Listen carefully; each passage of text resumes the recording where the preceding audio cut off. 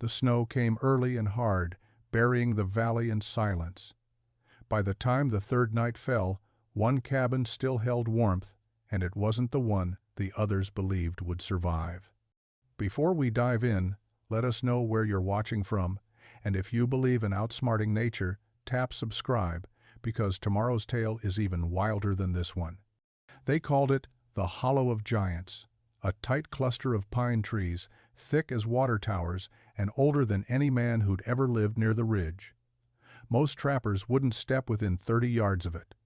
Not because of ghosts or curses, though some swore they felt watched. It was the silence. That deep, aching hush that swallowed birdsong and made your footsteps sound too loud, too human. Eli Mercer chose that spot the moment he saw it. He'd wandered the tree line for 4 days, looking for ground that spoke back to him. Not in voices, he wasn't a mystic, but in signs.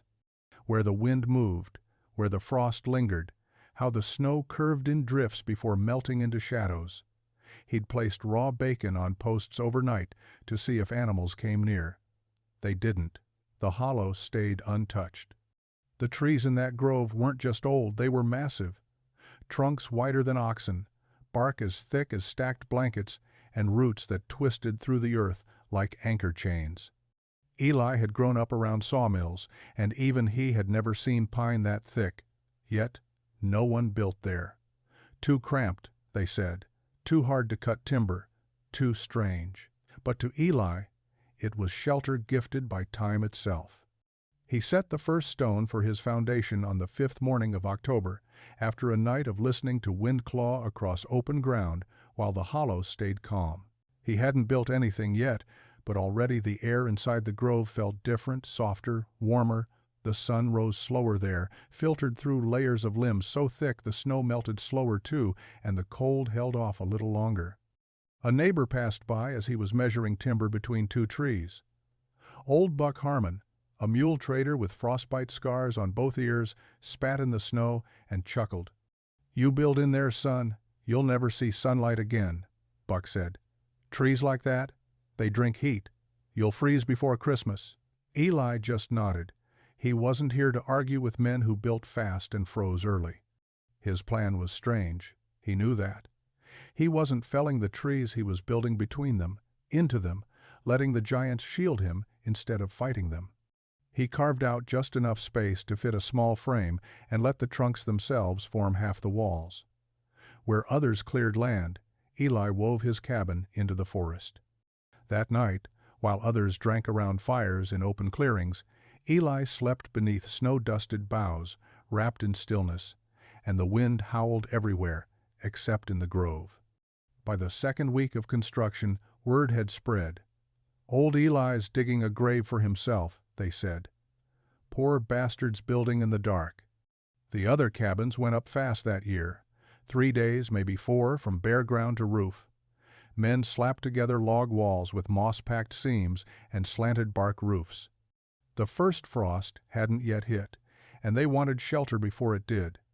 The goal wasn't comfort, just survival. Enough to keep the wind out and the wolves guessing. Eli worked slower.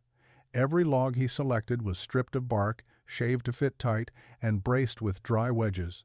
No notching, no shortcuts. The trees themselves dictated the cabin's shape. He used their natural curve to anchor corners. Instead of fighting the trunks for space, he framed between them narrow, yes, but sturdy. Neighbors came to watch, mostly out of curiosity, but also to laugh. They stood just outside the grove's edge, boots crunching on frosted needles, arms folded, breath pluming. "He's boxing himself in," one man said. "Those trees'll crush him first strong wind. Bet it never even gets warm in there. No light, no air. Hope he ain't planning on having company. Place looks like a coffin with windows." They weren't cruel, just certain. Men who'd wintered in the mountains before, who'd learned hard lessons and carried their scars like proof. You didn't build under trees. You cleared the land, got your sun, your airflow, your firewood close by. But Eli didn't answer.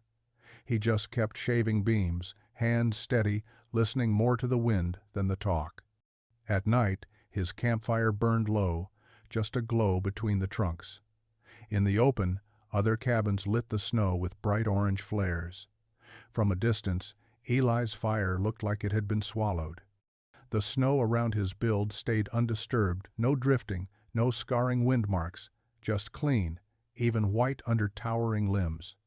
One morning, a boy from the nearest cabin wandered up to Eli's worksite. He was no more than 10, red-faced from cold, carrying a biscuit in a cloth napkin. "Ma says you're crazy," the boy said, holding out the biscuit. "But Pa said you built a barn once that didn't leak even in spring." Eli took the biscuit, smiled with a quiet nod.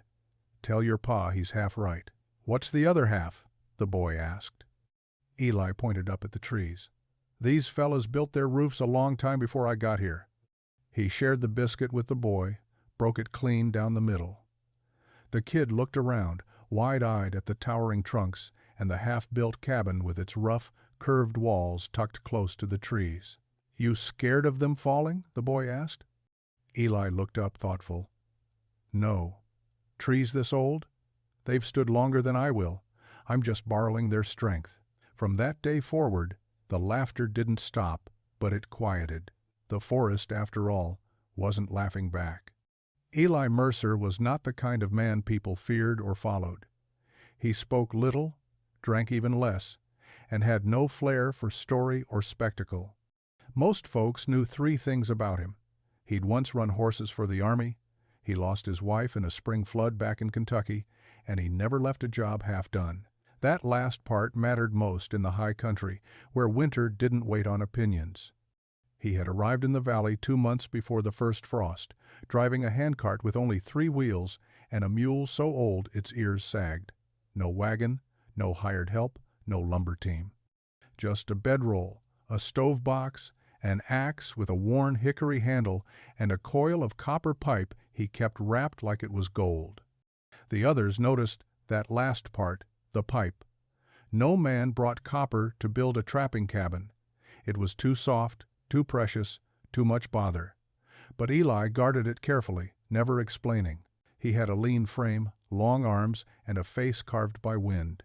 His beard was trimmed but thick, not out of vanity but necessity. When he spoke, it was slow and firm, like someone testing each word for weight before handing it over. His eyes weren't hard, just distant, like they were always watching something behind the present moment. In truth, Eli hadn't come to the valley for furs or fortune.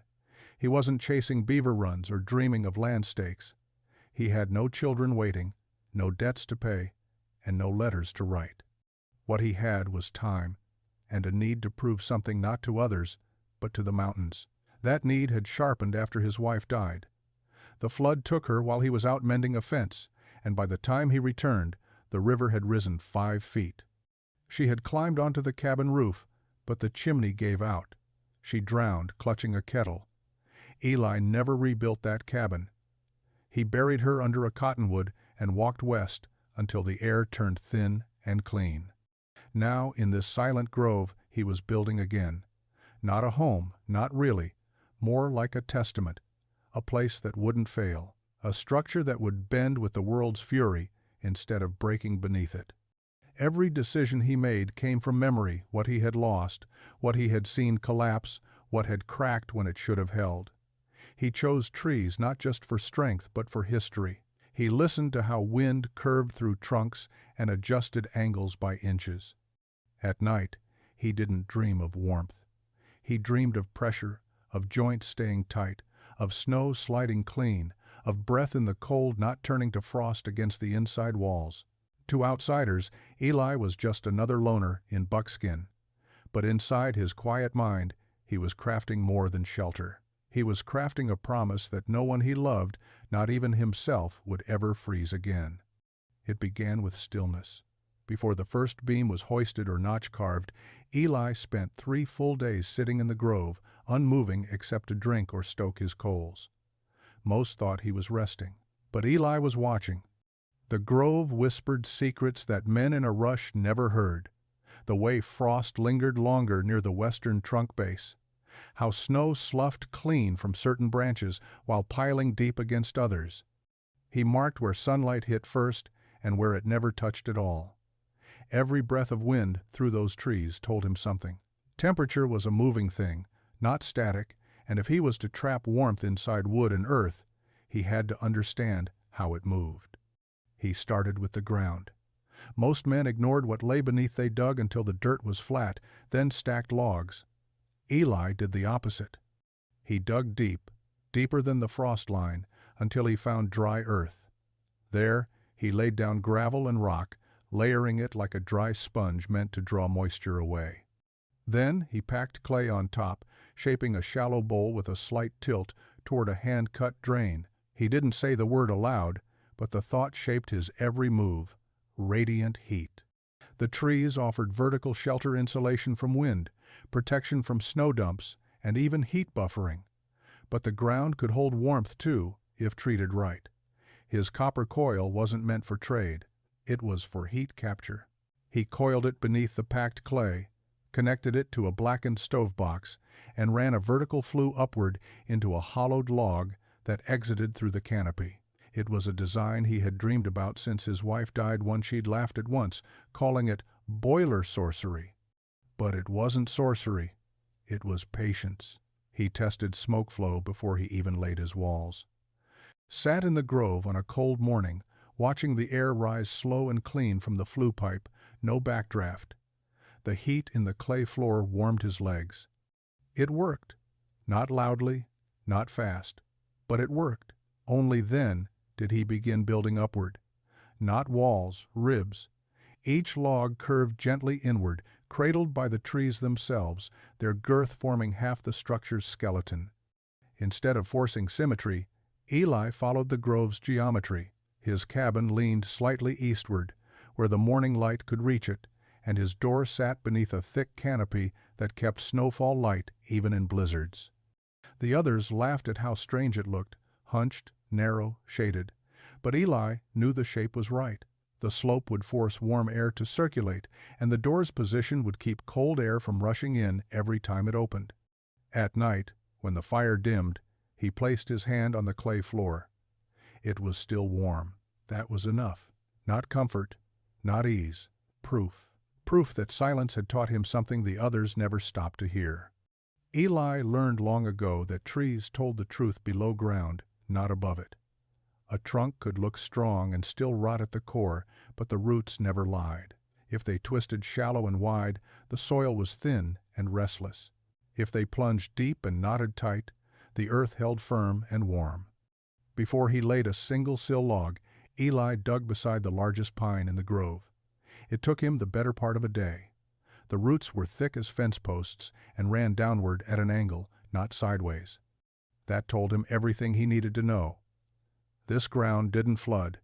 It didn't freeze deep. It held its heat like a clenched fist. Other men scoffed at the digging. "You trying to bury yourself?" one called from the clearing. Eli didn't answer.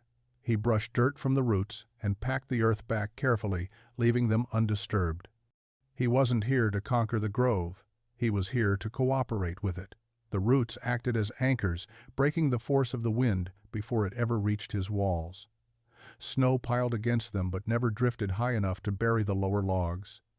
Even in heavy storms, the ground beneath stayed solid, never heaving or cracking the way exposed soil did. Eli positioned his cabin so that two of the oldest trees formed natural buttresses along the north and west sides. Those were the directions winter attacked from hardest. When the wind roared through the valley, it split around the trunks and lost its teeth before it could bite into the walls. He tested this before building higher.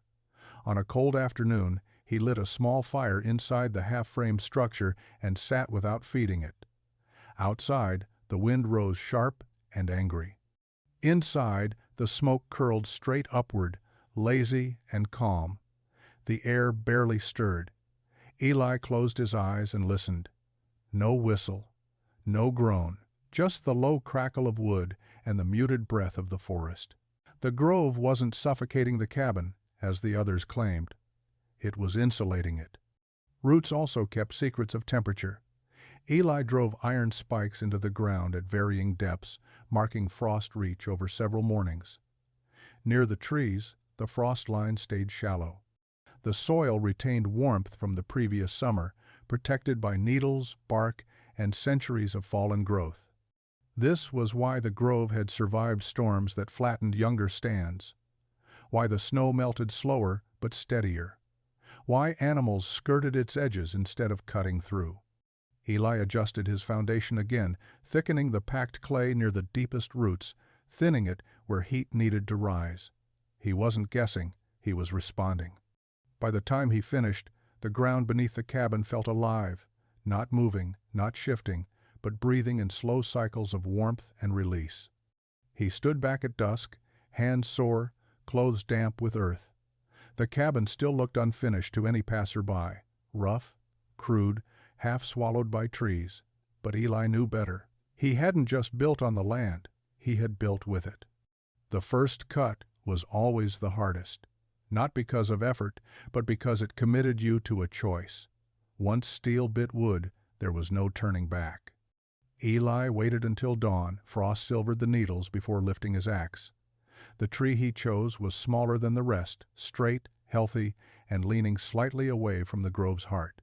It had grown crowded, its roots already pressing against its elders. Taking it would not weaken the forest, it would strengthen it. He swung clean and precise, never hacking. Each strike landed where the grain wanted to split. The tree groaned, shifted, then fell exactly where he intended, missing the neighboring trunks by inches. Snow shook loose in soft curtains. The forest absorbed the sound and returned to stillness. That log became the spine of his cabin. While others stacked logs raw and round, Eli shaped his. He flattened contact surfaces, shaved them tight, and tested every fit before setting it down. The work was slow, punishing. His hands blistered, then hardened. His shoulders ached deep into the night. But the joints locked together without gaps, leaving no place for cold air to creep in and settle. He set his sill logs directly onto the clay-packed foundation, no raised skids, no hollow beneath. The earth itself would serve as insulation, storing heat from the fire and releasing it slowly through the floor. Neighbors watched him work and shook their heads. "Too much trouble," they said. "Winter'll break him." But Eli had seen winter break men who rushed. As the walls rose, something unexpected happened. Even unfinished, the cabin felt warmer inside than the open clearing did at midday. The trees blocked wind entirely now, and the narrow shape prevented drafts from forming. Heat rose, hit the curved ceiling, and rolled back down instead of escaping. One evening, a sudden cold snap hit. The temperature dropped hard after sunset, and frost formed thick enough to crack underfoot.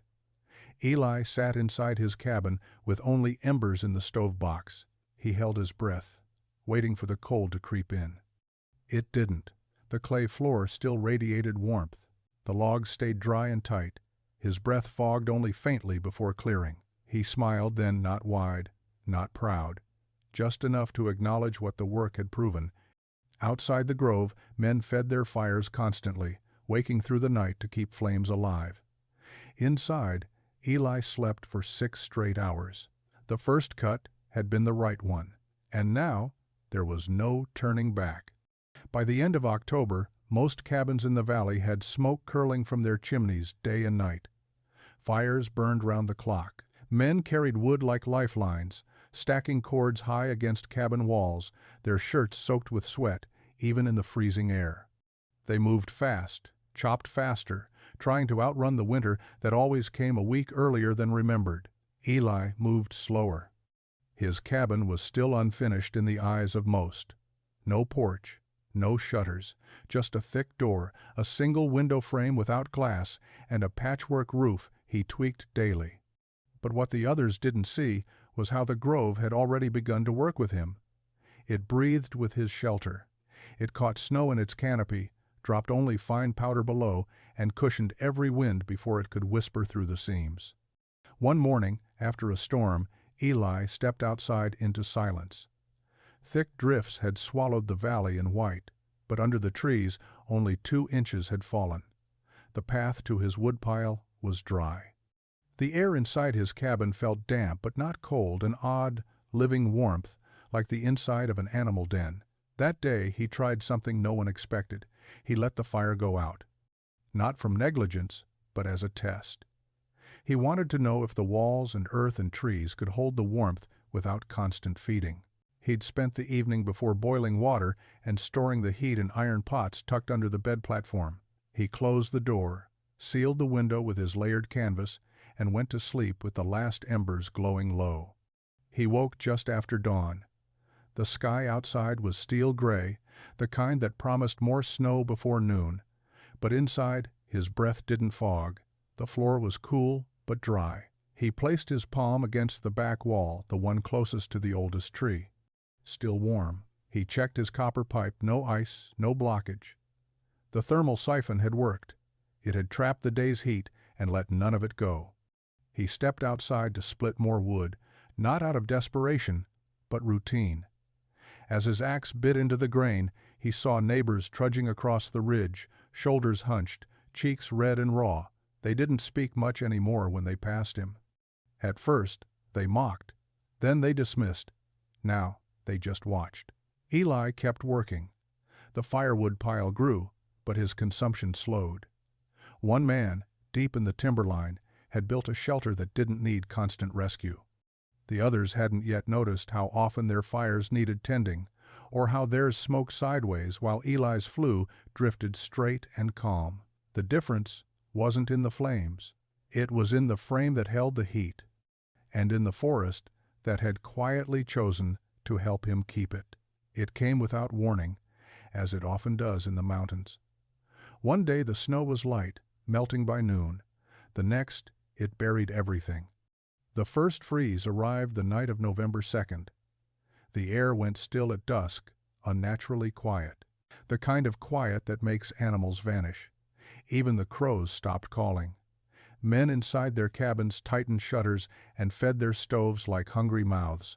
Pipes cracked, horses huddled close to outbuildings for shared heat. Eli sat inside his cabin, no longer testing, just living. He'd finished sealing the roof 2 days earlier, laying a final layer of bark and clay over the plank underlayer. His door had been hung on mortised iron brackets driven directly into the tree trunk, and the latch was reinforced with a wooden beam that locked into a side brace carved into the sill. No drafts, no groans.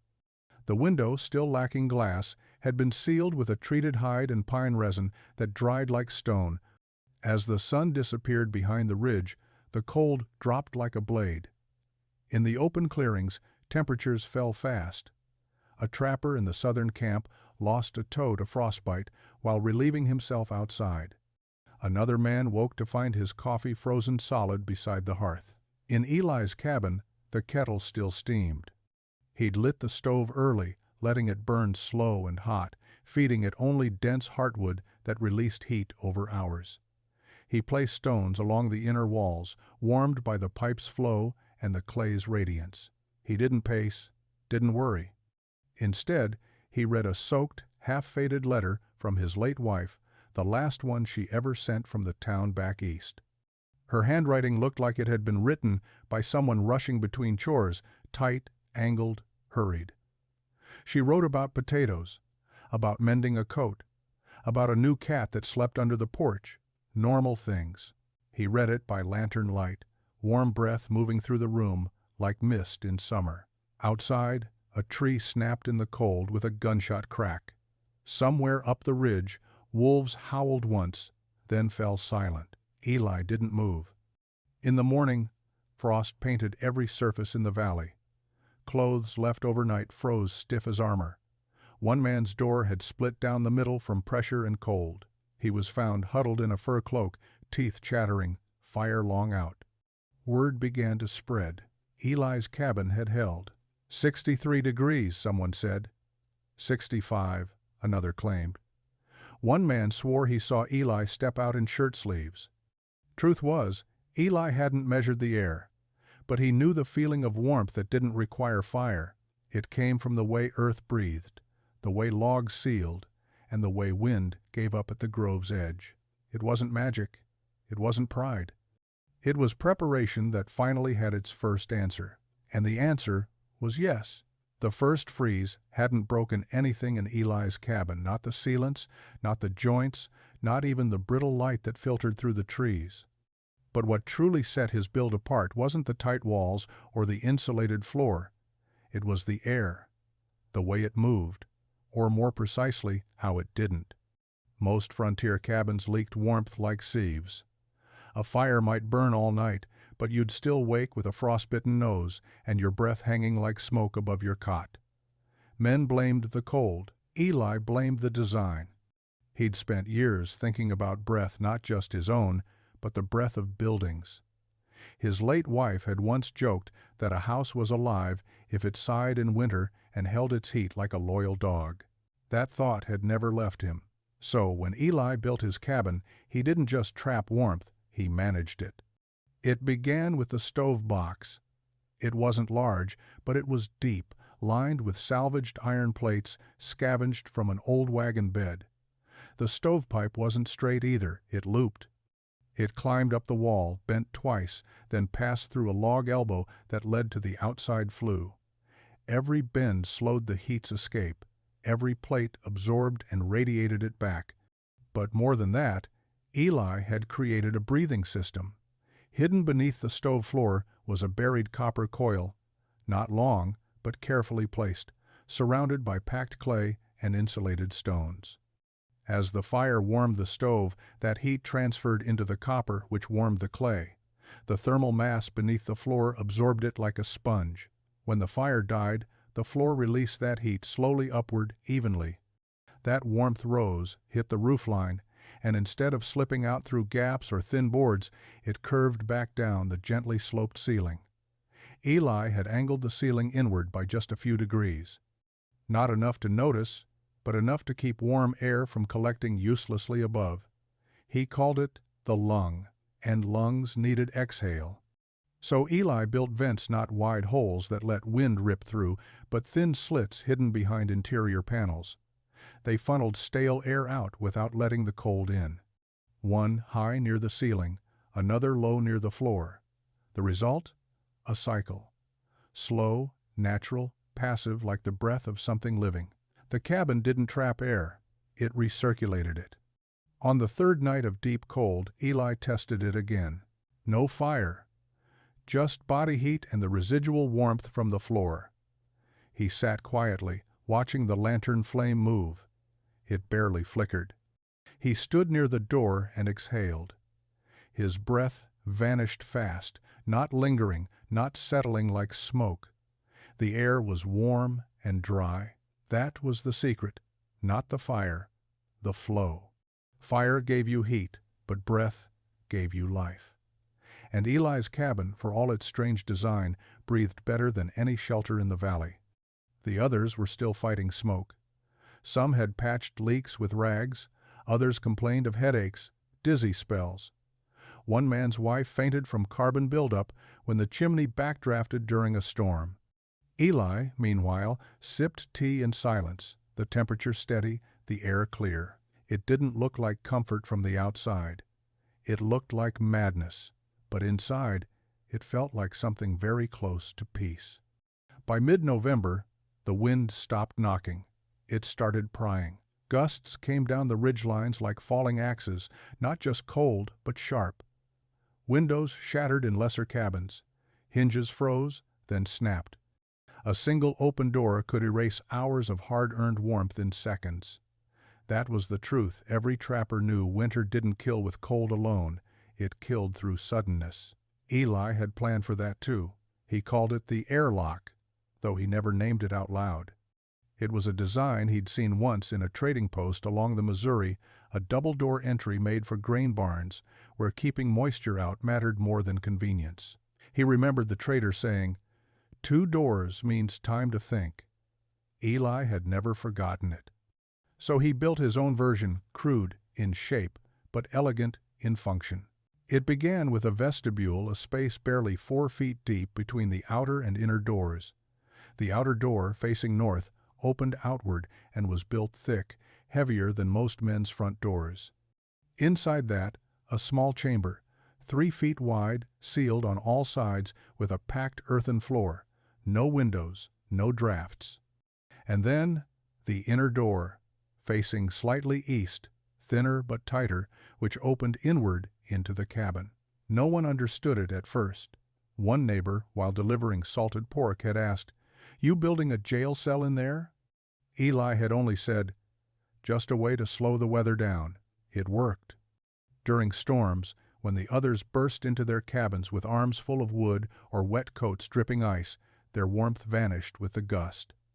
Eli, by contrast, paused in the vestibule. He closed the outer door behind him, stomped the snow from his boots, waited 10 seconds, then opened the inner one. Inside, the temperature stayed constant. No rush of wind, no crash of cold, just a soft change, like stepping between seasons. The vestibule also served other purposes. It was where he hung wet clothes, the air there dry enough to wick moisture, but cool enough to avoid rot. It was where he stored emergency firewood, kindling stacked in a sealed crate. If the inner door ever jammed, he could survive for days inside that tiny space. It even had a seat, a stump he'd cut flat and tucked into the corner. More than once, Eli sat there for long stretches, listening to the wind outside, feeling the silence within. In late November, a fierce front hit the valley. Snow came in sideways. One cabin lost its roof overnight. Another had a door wrenched free and flung into the timberline. Men scrambled to patch gaps with furs and old quilts. That morning, one of them knocked on Eli's outer door, 3 raps, slow and heavy. Eli opened the outer door, stepped back, and let the man inside the vestibule. The man's breath came in bursts, sweat already freezing on his collar. He looked around. "What is this?" he asked. "A room for pausing?" Eli smiled softly. "A room for not losing everything." The man nodded. "Smart. Real smart." Eli didn't reply. He just waited, hand on the inner door. The vestibule held its silence. And for the first time that winter, so did the wind. Most men built roofs like afterthoughts, fast and crude, good enough to shed snow, better than nothing in a pinch. Bark layered over poles, sod packed down, maybe a bit of tar pitch if they had it. A roof was a lid, nothing more. But Eli knew different. He had seen cabins crushed by the weight of a single fallen tree, watched entire shelters sag inward after weeks of snow accumulation. Roofs failed not in the first storm, but the 7th. Not from force, but fatigue.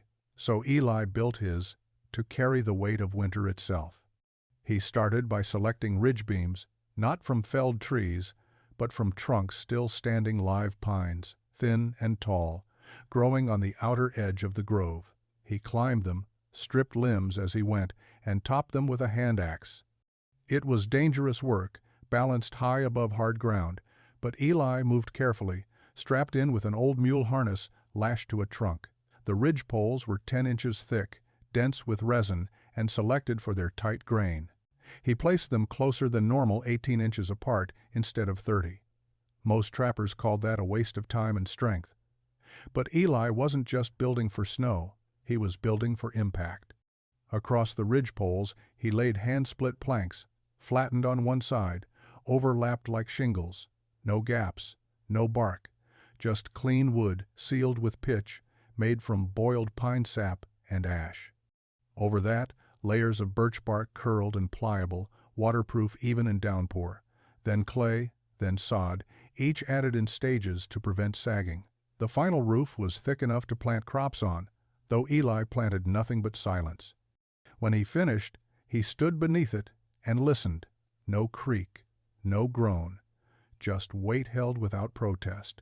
Neighbors heard about the roof and joked again. "Planning to live under a garden?" one asked. But in late November, a branch the size of a barrel snapped loose during a windstorm and landed across Eli's cabin with a hollow thud. The others rushed over, sure they'd find damage. Instead, they found Eli sweeping pine needles off the sod, the branch split in half, the roof untouched. He didn't smile. He didn't boast. He simply said, "Now it's tested." In the high country, you didn't build for the first blow. You built for the one that came when you were too tired to react. And now Eli's cabin had proven it could take that blow while he slept. It began with a low-pressure shift so sudden it knocked birds from the sky. The storm rolled over the valley like a silent wave, no thunder, no warning. Just a wall of cold so dense it seemed to erase sound itself. The barometer dropped faster than anyone had seen in years. Then came the ice. For 70 straight hours, the temperature didn't rise above zero. Not once. It hovered in the negatives like a dare. The wind cut sideways through the valley, splintering fences, curling under floorboards. Snow piled in places it had never reached before, under eaves, inside chimneys, across sealed windows. Men stayed awake in shifts just to feed their stoves. Some huddled under every fur they owned and still shivered through the dark. In one cabin, a man burned his own table to stay warm. Eli lit one fire. He fed it once at dusk and once before bed. Then he lay down on the raised sleeping platform he had built along the back wall 2 feet off the ground, framed in with a slanted backrest that doubled as a windbreak. Underneath, stones warmed by the copper coil released steady heat. Above, his sloped ceiling caught and returned his breath like a quiet drumbeat. He didn't toss, didn't turn, he slept. By the second day of the freeze, the valley was in chaos. Frostbite claimed fingers. One mule died in its stall, frozen standing up. Doors froze shut, wells cracked, firewood ran low. On the third night, a group of trappers from the Lower Creek camp came trudging up toward the grove. They didn't knock. They just stood at the edge of the trees, unsure, shivering. Eli opened the vestibule door and waved them in without a word. They entered one by one, breathless from the cold. Inside the airlock, they stood stunned. Their eyelashes thawed, their hands stopped aching, their lips no longer felt numb. When Eli opened the inner door, they stepped into a space unlike anything they expected, warm, dry, still. The kind of stillness you get inside a church, not a cabin. The thermometer nailed to the far wall read 69 degrees. One man cursed under his breath. Another just sat down, eyes wide. Eli handed them broth from a cast-iron pot that hadn't cooled in 3 days. He didn't gloat. He didn't have to. The storm would pass, as all storms do. But the memory of that warmth of stepping from death into comfort would not fade. The other cabins would need mending. Some would be abandoned. But Eli's cabin, it stood untouched. It had been built not to fight the cold, but to outlast it. The first plume of black smoke rose just after dawn. It curled unnaturally into the pale sky, dark, angry, and wrong. Eli saw it from the far end of his grove as he split kindling. It wasn't stove smoke, it was too thick. It came from the lower ridge, near where the Bauer brothers had built their shelter fast and cheap in early September. Eli didn't hesitate. He grabbed a wrapped satchel, his oilskin coat, and moved. The snow was deep, windless. No sound, but his boots and the quiet groan of trees above. When he reached the site, the smell was already thick. Charred timber, scorched fur, wet canvas burning as it collapsed under heat. The roof had caved in, smoke still pouring from a hollow in the center where the stove had once stood. Lucas Bauer stood nearby, coughing, red-eyed. His younger brother Martin knelt in the snow, face hollow. No one's dead, Lucas managed, but damn near. Turns out their stovepipe had iced over in the night. When Lucas opened the firebox to stoke it, the smoke backed up into the room. In their panic to open vents, they kicked over the ash bucket.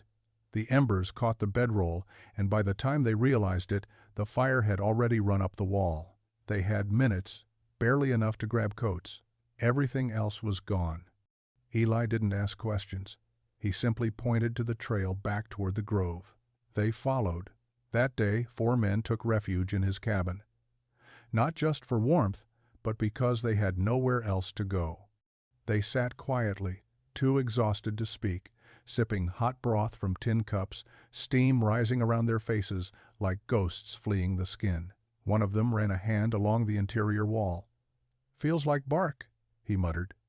"It is," Eli replied, "under the clay." They blinked at him. "You didn't use plaster?" Eli shook his head. "Tree's still alive. It breathes better that way." They looked around again. No drafts, no smoke. The door sealed tight behind them, no wind whistling through the seams. "How long could a man live in here?" Lucas asked softly. "If it got worse than this?" Eli thought a moment. If he had enough food and patience, a season, maybe two. No one laughed, not anymore. That night, they slept inside the grove, some in the vestibule, some on the floor, wrapped in borrowed furs. The fire burned low. No one stirred to feed it. They didn't have to. The cabin held. Outside, another cold front gathered, rolling in silent and unseen. Inside, Eli's design whispered its promise again. "I will hold, I will keep, I will not fail you." The valley had started the winter with pride. Now it leaned on the man they had mocked, and for the first time they understood he hadn't built a cabin. He'd built a haven. The next morning, Lucas Bauer rose before dawn and stepped into the vestibule. He cracked the outer door, just an inch, and stared out into a world that looked frozen in place, every pine needle glazed in ice, every surface coated in frost so thick it glowed blue in the half-light. His breath plumed, but not from inside. The vestibule was still warm. He closed the door behind him and turned to the wall. His eyes caught the small square of brass, a thermometer Eli had embedded in the cedar plank above the bench seat. Its red needle sat steady. 69 degrees. It looked like a lie. Martin joined him moments later, still rubbing sleep from his eyes. "What's it say?" he asked. Lucas pointed. They both stared at it like it was a relic. Across the day, others in the valley started arriving. Word spread like smoke that Eli's place was still warm, not just survivable, but steady. 2 men hiked 3 miles just to see it for themselves. One carried a broken flue pipe across his back. Another came with frostbitten fingers wrapped in oilcloth. They stood outside the vestibule like penitents at a shrine. Eli opened the door without comment. He let them in, one by one. No boasts, no explanations, just quiet proof. They filed through the vestibule and entered the cabin, and every one of them looked to the same spot on the wall, the thermometer. Eli hadn't hung it for bragging. He'd placed it there to monitor his experiments, to test if the clay beneath the floor truly held heat, if the air vents balanced correctly, if the roof's mass insulated or suffocated. But now, it served a new purpose. It measured the distance between planning and panic. No matter how many boots crossed his threshold, the temperature stayed constant. The stove burned low, no sweat, no smoke, the air remained dry, and the number never dipped below 69. Lucas, now settled on the stump bench, whispered to Eli later that evening, "You could charge them to come in here. Folks would pay." Eli just shook his head. "Not why I built it." "Then why?" Eli glanced at the ceiling, the slow curve, the hand-planed boards, the overlapping joints. Then at the floor, where the copper piping lay buried beneath layers of thought. "I built it so I wouldn't have to fight," he said. The room went quiet. They all understood. This wasn't about outsmarting the cold. It was about sidestepping the war entirely, using observation instead of muscle, patience instead of panic. Eli had refused to fight winter on its terms. So he'd built a world where winter didn't get to choose. The thermometer became more than a measurement. It became a symbol. 69 degrees wasn't just warmth. It was survival, designed. And the man who had once been laughed at? He now held the valley's quiet respect earned, not with words, but with every breath they took in the cabin that never let them freeze. The thaw didn't come all at once. It crept in slow, like a dog that had once bitten you, now resting its head on your boot. The wind still howled at night, but the bite had less teeth. The frost stayed, but it no longer broke things. For the first time in weeks, there were birdsong mornings.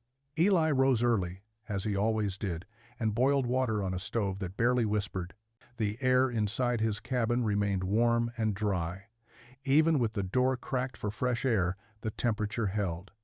68, maybe 70.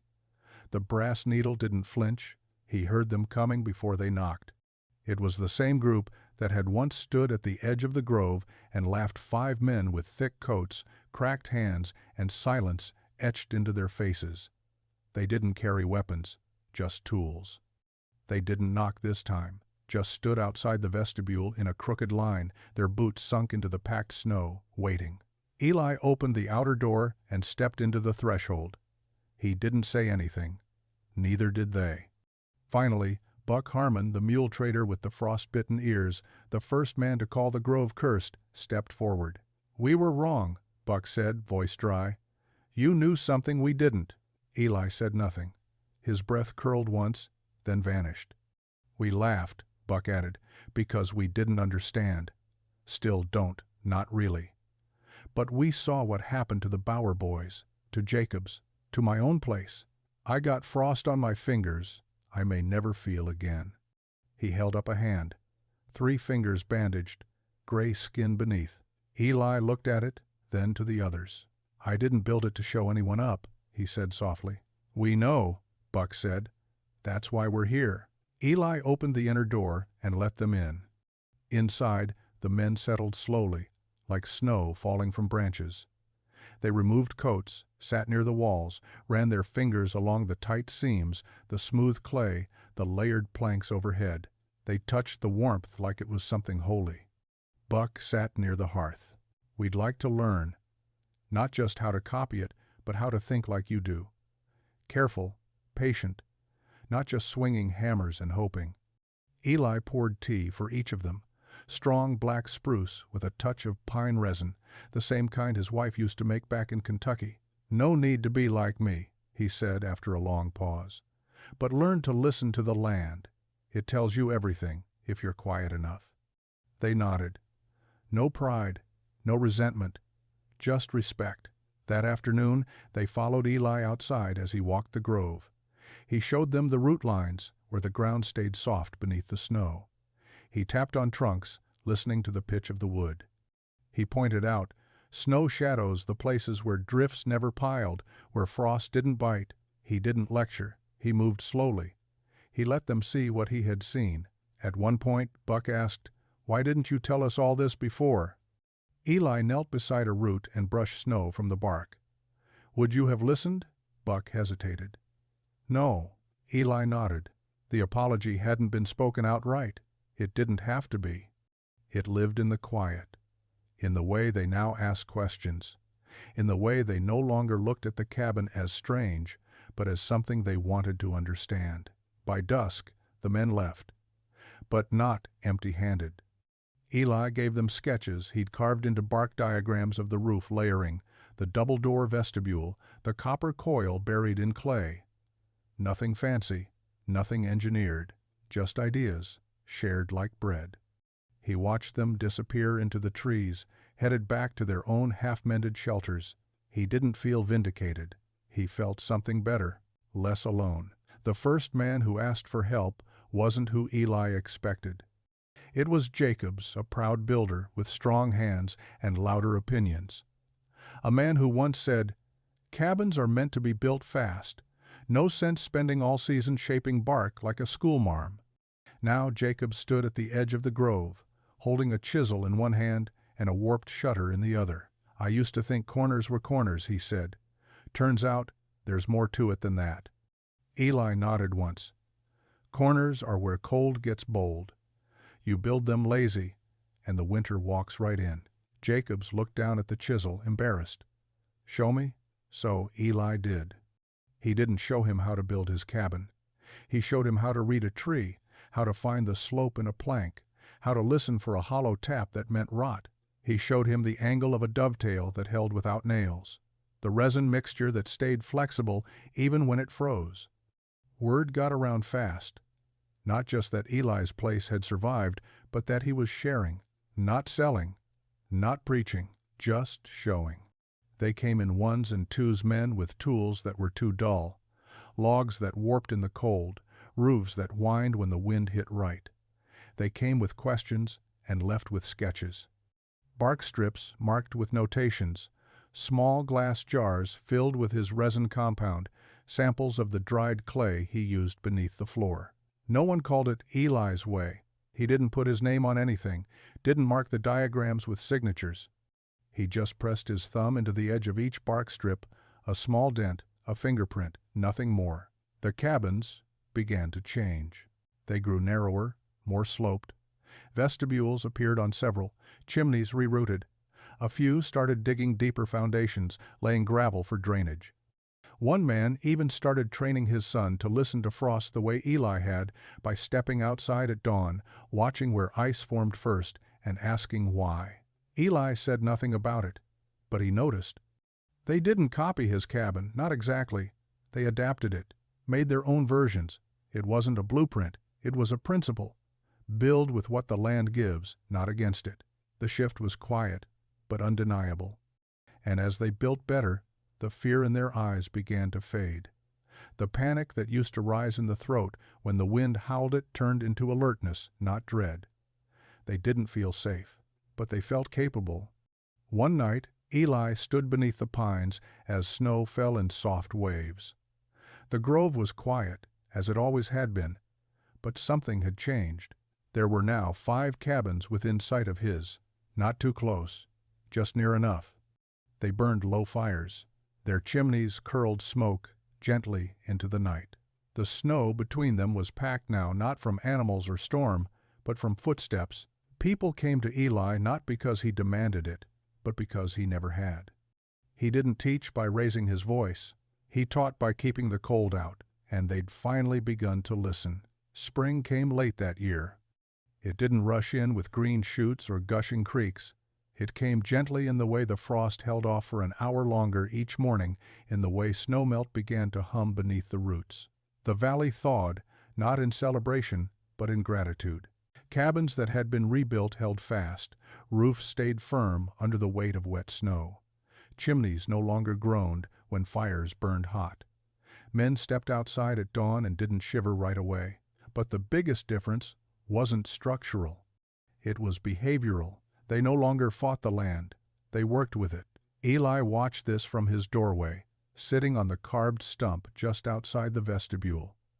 He didn't say much. He rarely did. But he noticed everything. The Bauer brothers had added angled shutters to their cabin sloped, so snow fell cleanly. Jacobs had redone his entire vestibule, narrower and insulated with packed wool scraps. Even Buck Harmon had rebuilt his root cellar into the earth itself, sealing it with clay and resin. None of them called it doing it Eli's way. They just called it doing it better. What warmed Eli more than the heat inside his own walls was what he began to see outside them. Children now played under trees he once walked alone. Men came to him in early mornings not to borrow firewood, but to ask about shadow lines and moisture drift. They carried bark maps with hand-carved measurements. They brought samples of their chinking mixtures and asked quietly if they'd done it right. He told them honestly, but kindly. A nod when it worked, a small correction when it didn't. His fire burned slower now. It didn't need to roar. The warmth held. It held in his walls, in the clay beneath his feet, and now in the spaces between cabins. In the way men checked each other's builds without competition, in how they traded sharpened draw knives instead of boasts. Spring came late, but when it came, it revealed something permanent beneath the snow. Not just shelter, but a shift. A place no longer afraid of the next freeze, because they had learned how to build against it.